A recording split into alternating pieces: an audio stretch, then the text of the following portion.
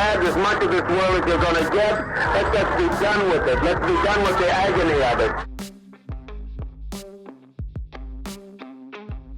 A rapper's confession. Here are some rap lyrics graphic enough to silence an entire room for all the wrong reasons. Shortly after the disappearance of Amanda Custer in July of 2019, her boyfriend, Robert Camus, mouthed some problematic lyrics in a local bar and into a damning video camera. His sinister lyrics shocked listeners with their implications and disturbingly bragged that police were out looking for him. Authorities indeed were searching, as they arrested Camus just hours later. 27-year-old was arrested the following morning in downtown after a lengthy SWAT standoff. Play back this improvised moment at your own risk, as the grisly words are even creepier with context. Camus has been charged with Custer's murder and faces life behind bars or the death penalty if convicted. They have now got him and the car located, but they still don't know where she is. Opening Christmas presents. I don't know. Okay. A man sits on a couch and opens some Christmas presents, often commenting on them and showing them off to the camera. It's a regular sight seen every Christmas morning, only these presents aren't his, and neither is the house. The man is Vaughn Taylor, who broke into a Utah cabin in 1990 with another criminal named Edward Deli. Deli found a camera inside the home and filmed Taylor opening the family's presents. What is it? Baseball card.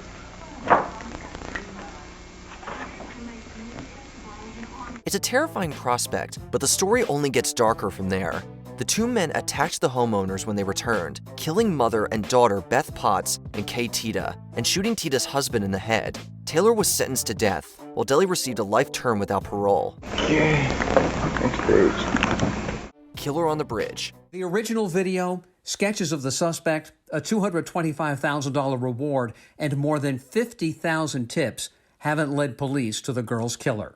Filmed on a smartphone, the unsettling point of view of this footage belonged to Abigail Williams and Liberty German, two Indiana girls who vanished while hiking in February of 2017. Their disappearance caught national attention. Police released the creepy footage found on German's cell phone, showing a man lumbering from behind and muttering, "Down the hill." In 2022, police arrested and charged suspect Richard Allen. Officers posthumously commended German for thinking quickly and filming what would become crucial evidence. Moving tributes for the victims continued to appear across Indiana. The Abby Williams and Libby German Memorial Park in Delphi, with ball fields and an amphitheater, has blossomed into a place for playing and gatherings.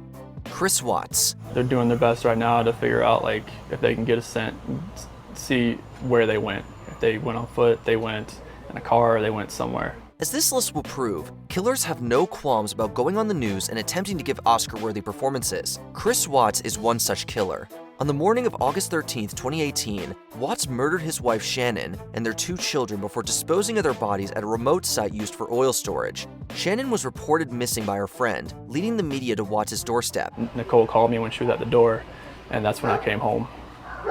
And then walked in the house and nothing has vanished. Nothing was here. He provided them with numerous interviews, feigning ignorance and pleading for his family's return. The police also made some house calls, and Watts can be seen openly lying to them in various pieces of body cam footage. Fortunately, the ruse did not work.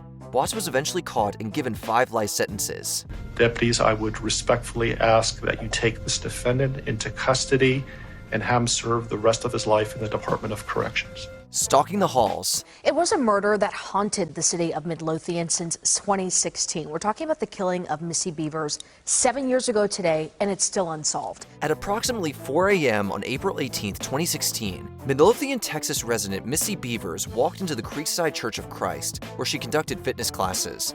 However, when a student arrived shortly after 5, they found Beavers dead, having been the victim of a violent crime. Missy was a mother, a sister, a wife, a daughter, and it could have been any of us. Investigators then combed through the church's surveillance system and discovered something completely horrifying.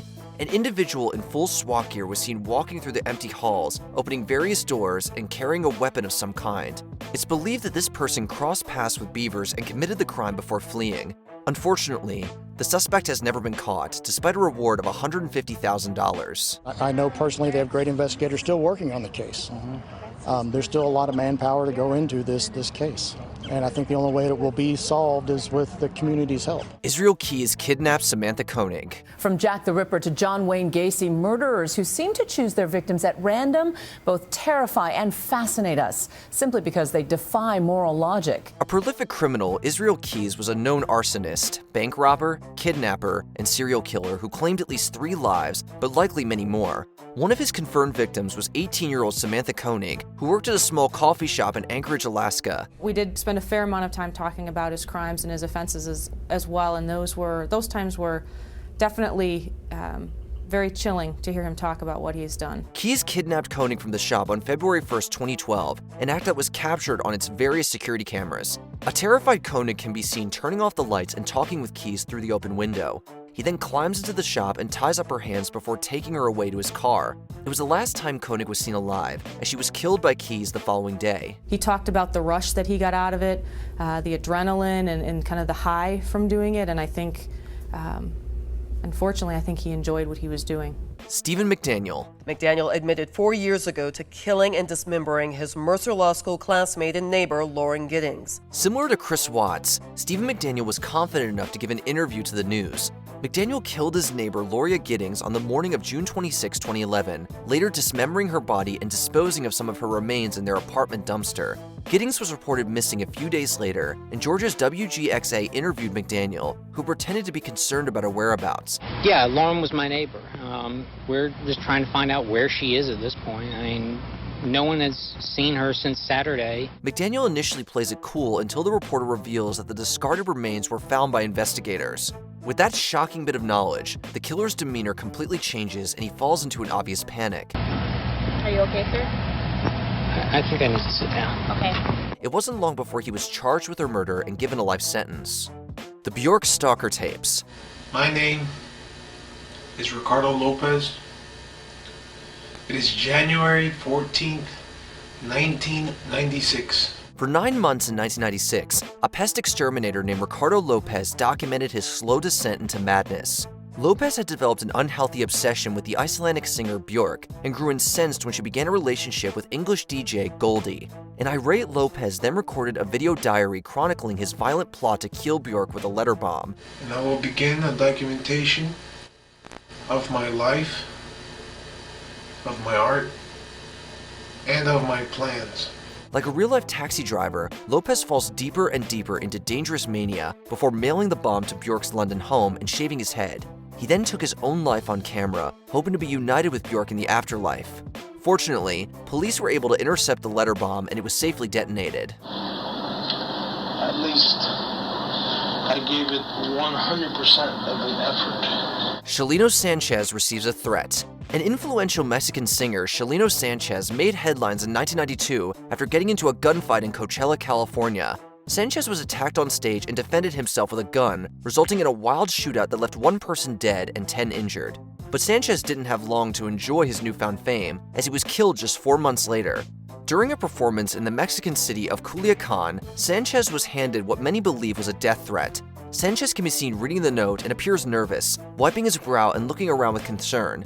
But this wasn't a baseless threat. The singer was kidnapped and murdered later that night, and his body was found by farmers early the next morning. The Jonestown videos. As an effort by a charismatic preacher to build a new society, but it ended, of course, with the tragic deaths of more than 900 people. Search the internet and you'll find many videos relating to Jonestown. This infamous settlement was located in Guyana and was the remote home of the People's Temple, a cult run by preacher Jim Jones. The cult gained infamy in 1978 when over 900 members died from cyanide poisoning, an act that is now considered mass murder perpetrated by Jones. That man killed, who was killing us. Numerous videos were filmed in Jonestown prior to the massacre, often depicting cult members and even Jones himself. It makes for horrifying footage knowing that these people would soon be meeting their end. But perhaps the scariest video was taken by NBC's Bob Brown, who documented the Port Kaituma shooting that left 5 dead and 11 injured. Unfortunately, Brown was one of the deceased. I also have to accept the horrific tragedy that my father caused, but he caused it, not me. Which of these recordings creeped you out the most? Let us know in the comments below. We've had as much of this world as you're going to get. Let's just be done with it. Let's be done with the agony of it.